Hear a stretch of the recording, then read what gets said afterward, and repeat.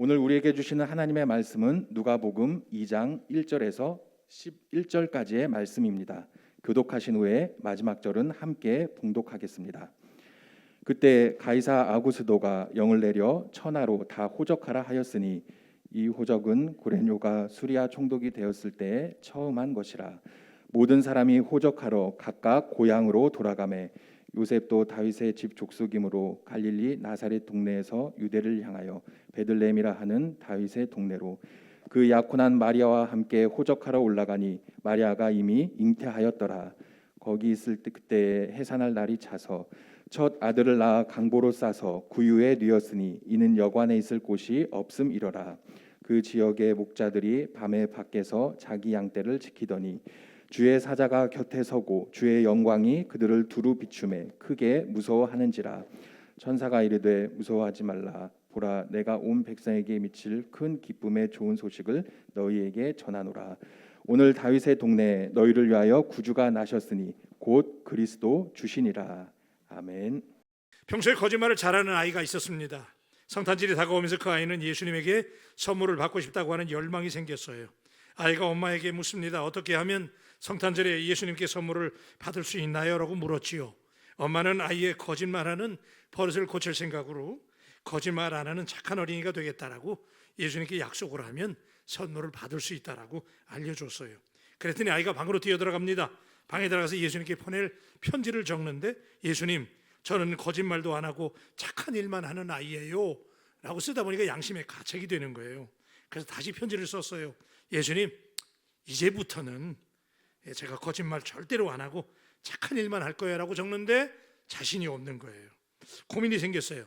한참을 고민하다가 갑자기 이 아이가 밖으로 막 뛰쳐나가는 거예요. 그리고 동네 천주교 성당으로 가서 그 성당에 전시된 작은 마리아 조각상을 하나 가지고 달려와서 자기 호주머니도 넣고 집에 와가지고 자기 방으로 뛰어들어가서 아주 득의양양한 표정으로, 자신 있는 표정으로 예수님에게 이렇게 편지를 다시 쓰는 거예요. 예수, 네 엄마는 내가 인질로 잡고 있으니 엄마를 살리려거든 좋은 말 할 때 얼른 내게 선물을 보내라. 요즘 우리가 설렘으로 기다리는 성탄절 날, 오늘이 그날인데요. 온 세상이 코로나 팬데믹으로 정말 어려운 때지만 그래도 성탄절은 인류 최대의 축제의 날이 맞습니다. 이후에 어찌되었든 모든 사람이 다 좋아하는 날, 선물을 받는 날, 그래서 더 기대가 되는 날이죠. 그래서 그런가요? 우리는 너무나 받는 일에 익숙합니다. 물론 예수님도 하나님께서 인류에게 주신 최고의 선물입니다마는 그 선물의 의미가 좀 가볍게 취급되는 게 아닌가라는 고민을 하게 됩니다. 하나님께서는 아주 오래전 이스라엘의 민족의 선조들에게 메시아를 이 땅에 보내서 그들을 구원하시겠다라고 약속을 하셨고, 약 2001년 전 오늘 그 약속대로 아기 예수님이 유대 땅 베들레헴에 탄생하신 것이지요. 그래서 이 날을 우리가 크리스마스, 그리스도를 예배하는 날이라고 부르고 있는데, 그런데 흥미로운 것은 그 아기 예수님의 탄생이 우리들에게 표적이 된다고, 사인이 이것이 너희에게 표적이 된다라고, This will be a sign to you라고 말씀하시는 대목이거든요. 유대 땅 베들레헴에 아기 예수님이 오신 것이 어떻게 사인이 될까요? 왜 그게 우리에게 표적이 될까요? 예수님의 탄생하심이 우리를 구원하실 뿐만 아니라 이 사실을 믿음으로 받아들이는 모든 사람들을 트랜스포메이션, 변화시키는 사인이라는 것, 예수님이 오심으로 우리가 변화되는 표적이 된다는 사실을 믿게 되기를 주의 이름으로 축복합니다. 그래서 오늘 크리스마스 축제의 날에 아기 예수님의 오심을 기뻐하면서 베들레헴에 아기 예수님이 오신 것, 그 속에 담겨진 메시지를 묵상하려고 합니다. 그 속에 하나님이 우리를 향한, 변화를 향한, 너 이렇게 변화되라고 하시는 사인이 있기 때문입니다. 우리가 잠깐 동안 오늘 이 축제 예배에 2001년 전 그 베들레헴 아기 예수님의 탄생의 현장으로 여러분과 함께 좀 돌아가 보려고 합니다. 첫째는 하나님께서 약속하신 대로 메시아가 베들레헴에 탄생하셨지요. 여러분, 누가복음 2장은 예수님의 탄생 소식을 전하면서 예수님이 태어나실 무렵에 로마 황제 아구스토는 로마의 통치하에 있는 모든 사람들은 다 자기의 고향으로 돌아가서 호적을 정리하라고 명령을 내렸어요. 그래서 갈릴리 나사렛이라는 동네에 살고 있던 요셉과 마리아 부부도 고향 베들레헴을 향하여 호적을 하러 가게 되었는데, 여러분 아시는 것처럼 거기서 아기 예수님을 잉태하고 예수님이 탄생하게 되었다는 사실을 우리가 기억합니다. 여러분, 왜 베들레헴에서 아기 예수가 탄생하셨을까요? 우연일까요? 그냥 우리는 그냥 스치듯 지나간 대목이었지만 여기에 하나님의 표적이 있기 때문에, 여기에 메시지가 있기 때문에 왜 그분이 베들레헴에 태어나셨어야 했는지를 우리가 질문하는 것이지요. 여러분, 유대 지역은 한가운데 예루살렘이 있고 거기서 약 남쪽으로 10km 정도 떨어진 지역에 아주 촌구석 베들레헴이라는 시골 마을이 있어요. 뭐 지금은 대학도 들어서고 제법 도시다운 모습을 갖추었지만은 예수님 당시에는 정말 변두리의 깡시골 작은 마을이었죠. 그러다 보니까 예배할 수 있는 성전이나 또 뭐 왕이 출장 나올 그런 뭐 출장소나 왕궁도 상상할 수 없는 그런 시골 마을이에요. 그런데 이상한 것은 왜 하나님은 바로 그 옆 동네가 예루살렘인데 예루살렘의 화려한 도시가 아니라 이스라엘 백성들이 그토록 기다려왔던 메사야를 왜 화려한 도시가 아니라 하필이면 아무도 주목하지 않는 오지의 깡시골 마을 베들레헴에서 예수님을 탄생하셨게 하셨을까요? 여러분, 예수님을 임신한 마리아 본래 나사렛 출신의 여인이었습니다. 여러분, 나사렛과 베들레헴의 거리는 적어도 160km 정도 떨어져 있기 때문에 교통이 발달하지 않은 당시로서는 꽤 먼 거리입니다. 더구나 이미 성령으로 임신한 지 한 8, 9개월쯤 되었기 때문에 먼 거리를 가는 시간, 약 일주일 이상의 시간이 걸릴 거예요. 그리고 베들레헴에 머무는 동안 만삭이 될 것이고, 그러다가 언제 출산할지 알지 모르는 그런 상황인데 남편이 제정신이라면 그런 아내를 데리고 그렇게 먼 거리인 베들레헴까지 가서 굳이 거기서 아이를 낳는다는 설정은 아무리 생각해도 우리가 납득하기 어렵지요. 그렇다고 해서 베들레헴이라는 것이 시설이 좋은 산부인과가 있었느냐? 그렇지 않잖아요. 혹은 명망 있는 산파가 있다는 얘기를 우리는 지금까지 들어본 적이 없어요. 그 시골 마을에서 기대할 수 있는 일들이 아니지요. 게다가 그 당시에는 고대 근동 지역의 여성의 인권, 여성의 존재 가치는 인정받지 못하는 때였기 때문에 굳이 호적하러 갈 때 마리아가 동행해서 가야 될 이유도 없었어요. 그런데 왜 굳이 마리아는 요셉과 함께 동행하고 베들레헴에서 예수님을 낳았을까요? 여러분, 역사를 주관하시는 하나님께서 인류를 구원하시기 위한 이 거대한 프로젝트를 치밀한 계획도 없이 베들레헴에서 그냥 의미 없이 베들레헴에 갔다가 메시아를 낳게 하지는 않았을 거예요.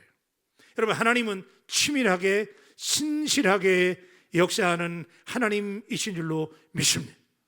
그 하나님이 계획도 없이 그냥 베들레헴에 이런 상황에, 이 무리한 상황에 베들레헴까지 가서 하나님이 거기서 메시아를 탄생하게 하셨다면 치밀한 계획이 있을 텐데 그 플랜이 도대체 무엇일까요?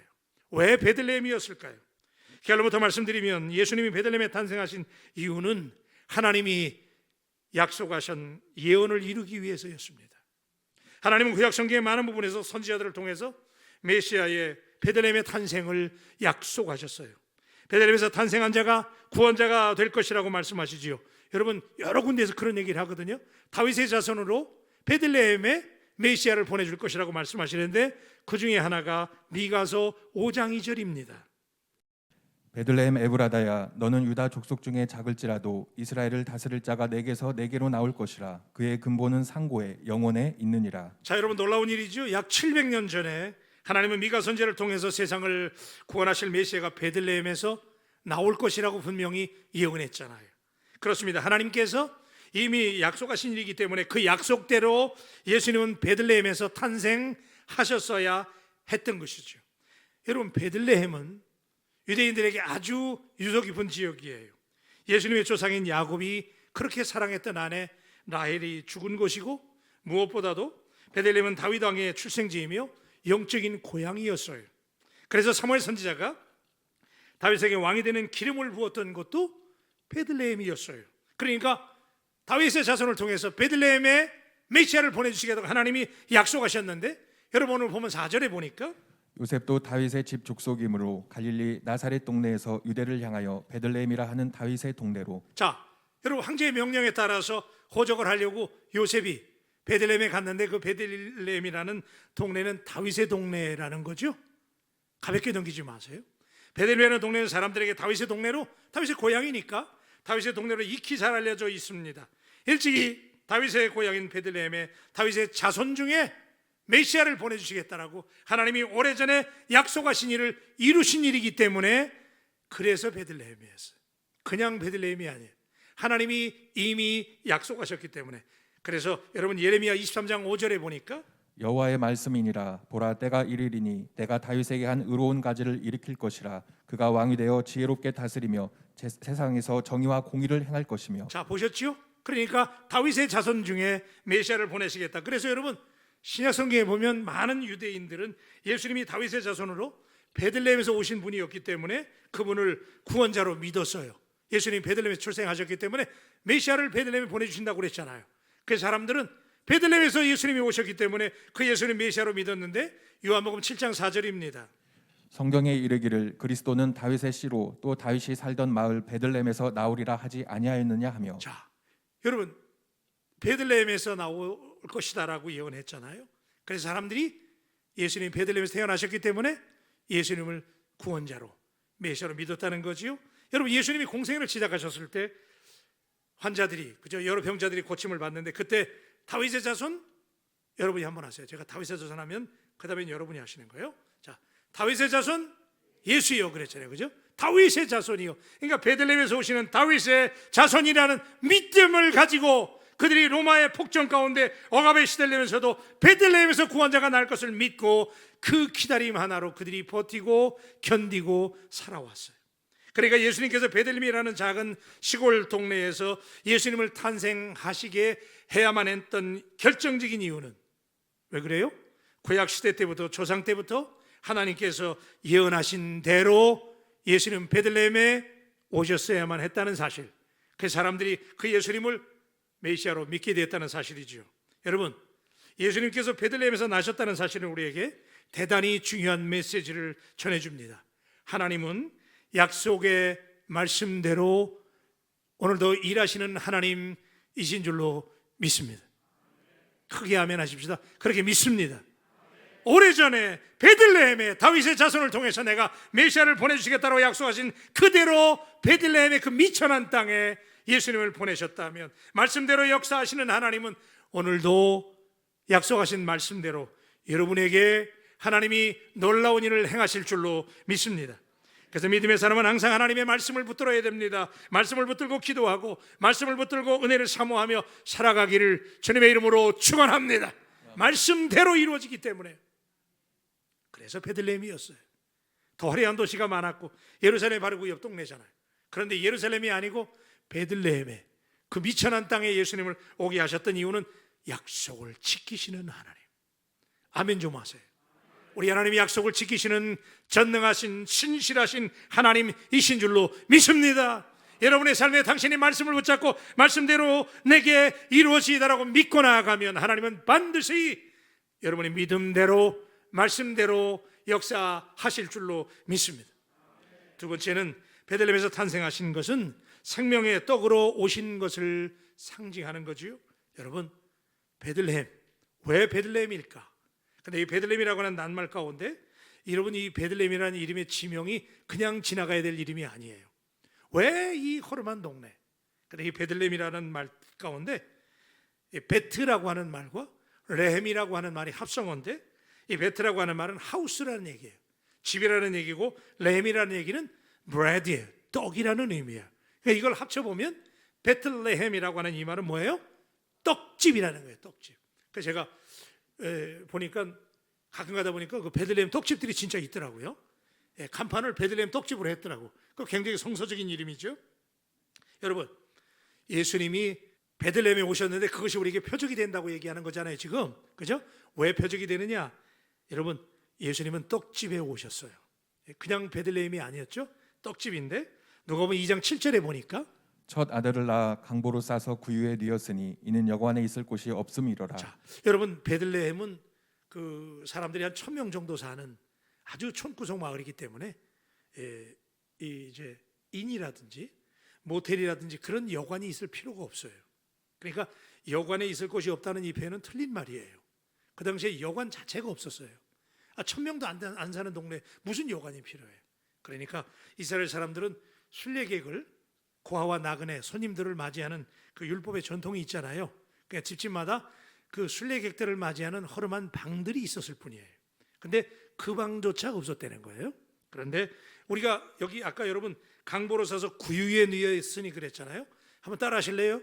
구유.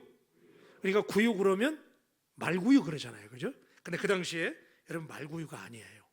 여기 구유라고 하는 말은 이스라엘 지역은 산악 지형이기 때문에 그 사람들이 그 목축업을 하고 유목민 생활을 하기 때문에 말이 적합하지 않아요. 그래서 그 사람들은 주로 나귀를 사용했어요. 그러니까 여러분 우리 크리스마스 카드 보면 뭐 예수님 오신 날 그날 밤이 굉장히 낭만적으로 돼 있잖아요, 그죠? 말구유가 아주 멋지게 돼 있고 거기서 막 빛이 나고 뭐 예수님이 멋지게 오는 줄 아는데 그렇지 않잖아요, 그죠? 예수님은 허름한, 그리고 1세기 경에는 이 짐승들을 위한 축사가 없었어요. 그러니까 낙이라든지 양이라든지 염소를 위한 따로 우리가 없었어요. 그러니까 집 옆에 허름한 동굴이라든지 토구를 끼고 집을 되게 지었는데 거기다가 짐승들을 그냥 보관한 거예요. 그러니까 예수님은 거기에 있는, 얼마나 우리 예수님 오신 모습이 말이죠, 만왕의 왕이 이렇게 오셨다니까요. 오셨는데 그것도 말밥통도 아니야, 나귀밥통이야, 나귀밥통. 글로 오셨어요. 여러분, 자, 제가 왜 이 말씀 드리냐면, 자, 생각해 보십시다. 왜 베들레헴일까? Why 베들레헴? 왜 베들레헴이에요? 베들레헴은 떡집이고 나귀의 밥통으로 오셨어요. 여기에 굉장히 중요한 메타포라고 그러는데 은유가 있어요. 이 땅에 우리 예수님은 생명의 떡으로 오셨다는 사실을 동의할 수 있게 되기를 주의 이름으로 축원합니다. 왜 예루살렘이 아니었을까? 왜 화려한 도시가 아니었을까? 왜 베들레헴의 떡집에 나귀의 밥통으로 오셨을까? 상징하는 것은 우리 예수님이 이 땅에 오늘 우리를 위해서 생명의 떡으로, 생명의 양식으로 오셨다는 사실을 오늘 여러분 가슴속에 깊이 새길 수 있게 되기를 우리 주님의 이름으로 축복합니다. 아멘이시죠? 자, 그런데 여러분, 여러분 우리 사람들에게 먹고 사는 게 얼마나 중요해요. 예수님이 생명의 떡으로 오셨다. 이걸 우리가 절대로 가볍게 느낄 대목이 아니죠. 생명의 양식으로 오시기 위해서 예수님은 다른 지역이 아니라 떡집이 되는 베들레헴의 나귀의 밥통에 오셨다는 거예요. 단순히 그냥 있을 곳이 없어서가 아니었어요. 그 속에 하나님의 깊이 있는 뜻이 있었는데 예수님은 오늘 우리에게 먹이러 오신 거예요. 그러니까 쉽게 말하면 예수님은 우리의 밥이에요. 오늘 저와 여러분들이 밥 되시는 예수님을 먹었기 때문에 영생을 누리게 되고 우리의 삶이 변화되고 우리의 삶에 새로운 생명이 넘치게 되는 줄로 믿습니다. 여러분 예수님을 다 드신 분들이잖아요, 그렇죠? 여러분 이 먹고 사는 게 얼마나 중요합니까? 떡으로 오셨다니까. 아멘 좀 하세요. 할렐루야. 생명의 떡으로 오신 주님이라는 거예요. 여러분 이 먹고 사는 문제 대단하잖아요, 그죠? 우리 전주 하면 전국에서 가장 먹거리로 유명한 도시잖아요. 그래서 여러분들하고 이야기하면 전주를 오고 싶은 이유 중에 하나가 먹으려고 오는 거예요. 예? 전주 비빔밥이니 또 콩나물 국밥이니 우리 많잖아요, 그죠? 굉장히 유명하죠. 여러분이 먹을 게 얼마나 중요한지 환경부에서 이런 그 보고를 한 적이 있어요. 지금 우리나라가 놀랍게도 쓰레기와 전쟁 중인데 대한민국에서 하루에 버려지는 음식물의 쓰레기가 음식물입니다. 음식물의 쓰레기는 무려 1만 7천 톤. 잘 이해를 못 하시는 것 같아서 1톤짜리 트럭이 대형 트럭입니다. 근데 1톤짜리 트럭으로 1,700대를 버린대요. 그러니까 음식물이 남아도는 거죠. 굉장히 버리는 거예요. 이걸 처리하는 비용이 연간 25조 원이래요. 여러분이 버리는 음식, 남아도는 음식 때문에. 그래서 이 엄청난데, 그러니까 우리가 생활 폐기물을 버리잖아요. 쓰레기를 버리는데 그 중에 27%가 음식물 쓰레기래요. 그러니까 3분의 1을 우리가 버리는 쓰레기 중에 3분의 1이에요. 얼마나 많은 음식물 찌꺼기를 우리가 버리는지. 여러분 유엔 식량 농업기구에서 발표를 했는데 전 세계에서 그 3분의 1의 식량이 음식물이 지금 낭비되고 폐기되고 있는데 이 버려지는 음식이 약 3억 톤. 우리 개념도 없어요, 그죠? 3억 톤인데 이게 얼마나 많은 양이냐면 세계 9억 명의 인구를 충분히 먹여 살릴 수 있는 양의 음식물 찌꺼기를 버리고 있다는 거예요. 여러분 옛날에는 우리가 먹을 것이 없어서 뭘 먹어야 되나 고민했는데 지금은 먹을 것이 넘쳐가지고 도대체 뭘 먹어야 되는지 저만 그런 거예요. 네? 그죠? 옵션이 너무 많아요. 식당 한번 가려고 그러면 그죠? 옛날에는 그냥 가난했던 그 시절에는 그죠? 무엇이든지 먹었으면 됐는데 그죠? 그래서 그때 우리가 인사할 때도 진지 잡수셨습니까? 그랬잖아요. 근데 지금은 넘치잖아요. 넘쳐서 뭘 먹어야 되는지 모르는 세상. 특별히 여러분 왜 한국 사람들은 먹는 거에 대한 집착이 특히 강하잖아요. 진지 잡수셨습니까? 인사하고 먹는 거에 대해서 굉장히 집착이 강해. 누가 그런 얘기를 해요. 믿거나 말거나 한국 사람들은요, 세계 다른 사람들은 소식을 해야 장수한다고 그래요. 그런 얘기 많이 들으셨죠? 소식을 해야 장수한다는데 한국 사람은 안 그렇대요. 왜냐하면 우리는 밥심으로 산대네. 그래가지고 한국 사람은 밥을 줄이면 안 된대. 그래서 동의보감에도 제가 확인은 안 해봤는데 동의보감에도 우리 한국 사람들의 위장의 길이가 다른 민족들보다 좀 더 크답니다. 그래서 우리는 음식을 줄이면 절대 안 된대요. 그러니까 혹시 제 말 믿고 또 오늘 또 고민하지 마시고 하여튼 자, 음식이 이렇게 중요하죠. 자, 그런데 여러분 그렇잖아요. 우리가 다른 건 몰라도 집에 가서 냉장고 뒤져보면 아마 여러분 제가 모르긴 해도 여러분 냉장고는 다 채워져 있죠. 그렇죠. 자, 그래도 꽉꽉 채워져 있는데 자, 시대를 불면하고 불면한 진리가 있는데 그것은 어떤 경우에도 먹지 않으면 죽는다는 거지요. 살기 위해서 먹는 것인지 또 죽기 위해서 먹는 것인지 좀 헷갈리는 세상이긴 하지만은 어쨌든 먹는다고 하는 것은 인간의 삶의 가장 핵심적인 이슈예요. 자, 이런 의미에서 베들레헴에 떡집이 되는 베들레헴에 예수님께서 생명의 떡으로 오셨다는 사실, 오늘 우리에게 대단히 의미 있는 메시지. 그렇죠? 그래서 누가복음 6장 35절에 보니까 예수께서 이르시되 나는 생명의 떡이니 내게 오는 자는 결코 줄이지 아니할 터이요 나를 믿는 자는 영원히 목마르지 아니하리라. 아멘입니까? 그래요. 내가 주는 물을 먹는 자 나는 생명의 떡이니 내게 오는 자는 결코 줄이지 아니할 것이다라고 말씀하지요. 요한복음 6장 48절에 보니까 내가 곧 생명의 떡이니라. I am the bread of the life라고 그랬잖아요. 그죠? 여러분 아멘을 준비하시고 예수님이 생명의 떡이 되신다고 믿으시면 아멘. 그래서 그 예수님의 말씀을 사모하고 그 예수님을 가까이하고 그 예수님을 기도하고 그 예수님을 높여드리고 그 예수님과 함께하게 되면 우리의 삶에 생명이, 영생이, 은혜가 넘치게 되는 줄로 믿습니다. 요한복음 6장 51절은 말씀합니다. 나는 하늘에서 내려온 살아있는 떡이니 사람이 이 떡을 먹으면 영생하리라. 내가 줄 떡은 곧 세상의 생명을 위한 내 살이니라 하시니라. 아멘이시죠? 그래서 우리가 생명의 떡인 예수님을 먹어야 살 수 있게 되는 것이지요. 그래서 우리 예수님이 베들레헴의 떡집에 생명의 떡으로 오셨다는 말씀이에요. 마태복음 4장 4절 말씀도 여러분 잘 아시죠? 예수께서 대답하여 이르시되 기록되었으되 사람이 떡으로만 살 것이 아니요 하나님의 입으로부터 나오는 모든 말씀으로 살 것이라 하였느니라 하시니. 믿으시면 아멘. 그래요. 사람이 떡으로만 살 것이 아니라 우리 하나님의 입에서 나오는 생명의 말씀으로 산다는 말씀. 그래서 우리 예수님이 오늘 크리스마스 날은 왜 나귀의 여물통에 오셨을까? 있을 곳이 없어서 그렇게 됐다고 묘사하지만 사실 그 속에 하나님의 놀라운 메시지가 있는데 우리 예수님 우리에게 생명의 양식이 되기 위해서 나귀의 밥통에 오셨다는 사실이죠. 그런데 여러분 우리가 우리의 영혼이 말씀이신 예수 그리스도를 먹어야 살 수 있지만 생명의 떡이신 예수님은 생명의 떡이 될 뿐만 아니라 육신의 떡도 우리에게 공급해 주시고 채워주시는 하나님이신 줄로 믿습니다. 그래서 마태복음 6장 31절로 33절에 보니까 무엇을 먹을까 무엇을 마실까 무엇을 입을까 하지 말라. 이는 다 이방인들이 구하는 것이라. 너희 하늘 아버지께서 이 모든 것이 너희에게 있어야 할 줄을 아시느니라. 그런즉 너희는 먼저 그의 나라와 그의 의를 구하라. 그리하면 이 모든 것을 너희에게 더하시리라. 그렇게 믿으시면 아멘. 그래서 여러분 우리가 하나님 앞에 구해야 됩니다. 찾아야 됩니다. 그죠? 우리 하나님을 찾고 구하면 두드리면 하나님께서 그렇게 믿는 여러분에게 우리 하나님이 육신의 양식도 여러분에게 채워주시는 줄로 믿습니다. 그래요. 그래서 세 번째는 여러분 우리가 그럼 예수님이 생명의 떡이시잖아요. 그러면 그렇게 오신 예수님, 그 예수님의 오심을 예배하고 축하하는 이 날에 우리가 세 번째는 우리도 세상을 배불릴 수 있는 생명의 떡이 되어야 합니다.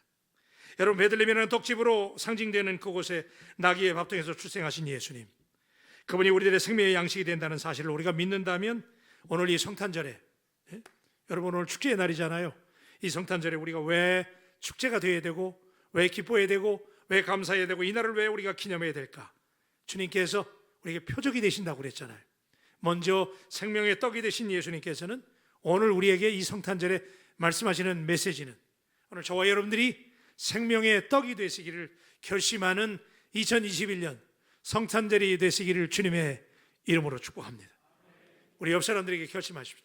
우리 생명의 떡이 되십시다. 한번 하세요.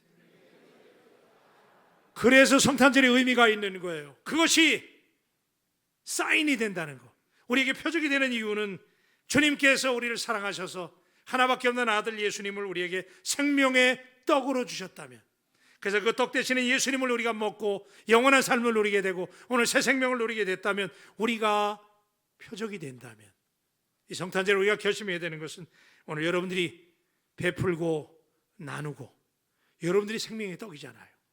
예? 오늘 이 땅에 얼마나 많은 사람들이 힘들어해요, 그죠? 오늘 이때 여러분들이 나누고 베푸는 삶을 살게 되기를 주님의 이름으로 축복합니다. 여러분, 우리 그러잖아요. 내가 이 다음에 더 많이 벌어가지고, 그죠? 내가 좀 더 출세하면, 좀 더 성공하면 내가 그냥 그때 가서 하나님 나라에서 위대한 일을 하겠다라는 꿈을 가지고 있잖아요. 훌륭한 꿈이에요. 그런데 그 꿈은 어쩌면 여러분 그거 아세요? 오늘 여러분이 기다리는 뭔가 내가 위대한 순간, 내가 하나님의 나라를 위해서, 주님을 위해서 기여해야 되겠다. 내가 그래도 예수 믿는 사람인데 내가 기여해야지. 생명의 떡이 되시는 예수님을 내가 먹은 사람이니까 나도 생명의 떡을 나누며 살아야지라고 어떤 때를 기다린다면 여러분 오해하시는 거예요. 어쩌면 오늘 여러분이 기다리는 그 나눔의 순간, 위대한 순간은 우리가 알지 못하는 사이에 지금 우리에게 찾아올 수 있고 지나갈 수 있다는 사실을 기억하십시오. 여러분이 무심코 마주치는 어떤 사람, 또 여러분이 별 생각 없이 내밀어서 잡는 손, 그리고 여러분이 스치듯 살짝 지어주는 미소 속에 어쩌면 여러분이 가지고 있는 생명의 양식을 나누는 일이 된다는 것. 그래서 우리가 서로 존중하고 생각보다 가까이에 우리가 여러분이 가지고 있는 그 생명의 양식을 나눌 가난한 사람들이, 영적으로 굶주린 사람들이, 또 육적으로 굶주린 사람들이 우리 가까이에 있을 수 있다는 사실을 기억한다면, 여러분, 생명의 떡이 되신 아기 예수님이 베들레헴의 그 깡시골에 나귀의 밥그릇으로 오실 줄을 누가 알았습니까? 저 이방인 동방의 박사들, 그죠? 그 사람들이 오리라고 누가 알았어요? 들판에서 오늘 본문에 보니까 양을 치던 목자들이, 그죠? 그들이 생명의 떡이 되신 예수님을 알아보고 그분에게 와서 예수님을 경배했다면, 여러분, 그 당시에 제가 어제도 말씀드렸는데 이 당시에 목자들은 백정 취급받는 사람들이에요, 그죠?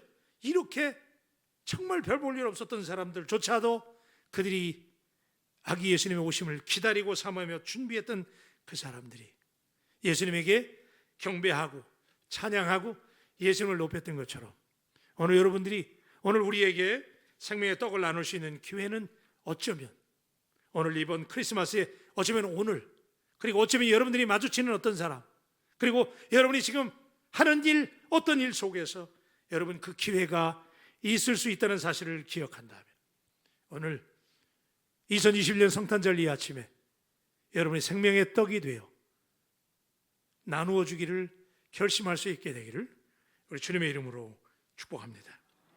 여러분, 유감스럽게도 생명의 떡으로 오신 아기 예수님을 축하하고 기념하는 이 축제의 날에 우리들이 몸담고 살고 있는 세상은 너무나 어둡고 삭막하기만 합니다. 우리는, 여러분, 아까 우리는 음식이 남아서, 그죠? 그렇게 버리고 그렇게 막 그런 세상이지만, 지금 여러분, 제가 잠깐 뭘 좀 뽑아왔는데 세상에서 이곳저곳에서 살려달라고 신음하는 사람들의 소리가 진동하는 세상이에요. 지구상에서 먹을 것이 없어서 굶어 죽는 어린이가 하루에 19,000명, 그러니까 초당 5명이에요, 그죠? 미국인과 유럽 사람들은 1년에 170억 달러를 애완동물을 먹이는 데 사용한다고 해요. 예, 요즘에 강아지들이 얼마나 많아요, 그죠? 그래서 강아지판이잖아요, 요즘에. 그런데 그 강아지들을 사육하고 그거 키우는데 전 세계적으로 170억 달러를 미국과 유럽 사람들만 그렇게 소비한대요. 나는 이 말 듣고 더 놀랐는데, 유럽인들은 아이스크림을 먹는데 연간 110억 달러를 쓴대요. 안 놀라세요? 아이스크림 먹는데 110억 달러를 쓰는데, 만약에 여러분 이 돈의 5분의 1만 절약하면 전 인류에게, 아프리카 사람들에게 생수를 공급할 수 있다고 그래요. 오늘 사랑하는 여러분, 오늘 하나님께서 우리의 삶이 위대한 삶의 순간으로 순간순간이 채워지기를 원하시는데, 이 세상에 여러분들이 기여하고 빛을 비추고 생명의 떡으로 나눌 수 있는 시간, 그 위대한 시간은 먼 훗날 어느 날 스페셜 데이에 오는 게 아니에요. 어쩌면 예수님이 그 옛날 어느 날 갑자기 오셨던 것처럼 오늘 여러분의 삶에 그런 기회들로 채워져 있다면 오늘 여러분 주변에 있는 분들을 가볍게 여기지 말고 여러분이 하는 삶의 일상을 결코 쉽게 여기지 말고 그 속에 생명의 떡을 나눌 수 있는 기회가 있음을 주목하고 우리 바울 가족들은 생명의 떡이 되신 예수 그리스도 그리고 우리가 누리는 그 모든 것들을 나눌 수 있는 위대한 가족들이 되기를 주님의 이름으로 축복합니다. 여러분 만약에 자 여러분 아멘을 준비하시고 여러분 예수님 이 땅에 오심을 기다리십니까? 한 두 분은 아멘을 덜 했기 때문에 한 번 더 하려고. 여러분 예수님 이 땅에 오심을 기대하십니까? 그런데 예수님이 오실 때 2000년 전에도 그랬지만 만약에 재림의 주님이 이 땅에 오실 때 누가 봐도 예수님처럼 압도적인 모습으로 오신다면 그분을 다 예배할 거예요. 그분을 다 맞을 준비를 할 거예요. 그런데 여러분 예수님 어떤 모습으로 온다고 그런지 여러분 아시죠? 마태복음 25장 40절에 보니까 임금이 대답하여 이르시되 내가 진실로 너에게 이르노니 너희가 여기 내 형제 중에 지극히 작은 자 하나에게 한 것이 곧 내게 한 것이니라 하시고 이 말씀을 믿으시면 아멘. 지극히 작은 자 하나에게 한 것이 내게 한 것이라고. 여러분 예수님은 우리에게 너무나 의외의 모습으로 뜻밖의 모습으로 2000년 전에도 그렇게 오셨잖아요. 어쩌면 여러분이 그렇게 기다리는 그 예수님은 오늘 이 시대 작은 자들 속에 그죠? 내가 무관심한 어떤 사람의 모습으로 지금 길거리에서 양식이 없어서 일을 잃어버리고 낙심하고 어려워하면서 살려달라고 이야기하는 어떤 사람들의 모습 속에 우리 예수님이 오실 수 있다면 오늘 사랑하는 여러분 생명의 떡으로 오신 예수님을 당신이 믿는다면 오늘 우리 성탄절에 이 날이 축제가 되는 이유를 찾는다면 여러분들이 생명의 양식이 되어 오늘 나눌 수 있는 그들에게 복음을 전하고 그들에게 여러분이 가진 걸 나누고 그래서 예수님처럼 생명의 떡이 되시기를 주의 이름으로 축원합니다. 기도하십시다.